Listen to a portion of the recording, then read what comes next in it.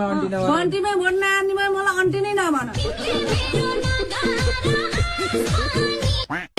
by by बा छोडिदिनु भन्छु हामी अब केही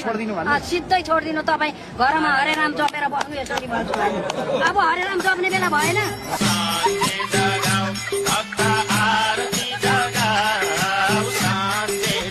अब ओली प्रधानमन्त्री कि प्रचण्ड हजुर ओलीलाई प्रधानमन्त्री बनाउन चाहनुहुन्छ कि प्रचण्डलाई यो भातला बनाउँछन् प्रधानमन्त्री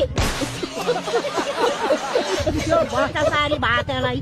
केपी ओली चाहिँ चिन्नुहुन्छ नि चिन्छु नि बाबु उसलाई त हात मिलाएर उ त्यहाँ पर्पाए मेरो भाइ राम्रो गर्नु ल भनेर पठाएको तर सबै भ्रष्टाचार गर्नु सुन व्यापार गर्नु मान्छे व्यापार गर्नु भोटाने भनेर बेच्नु भने आफू सुने त मेरो त उल्टो पो सुनेको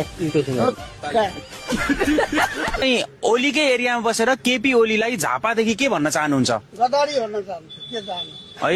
यहाँका जनता सन्तुष्टि छैनन् ओलीबाट कोही छैन कोही है झोलेहरू त होला नि अब झोलेहरू त होला नि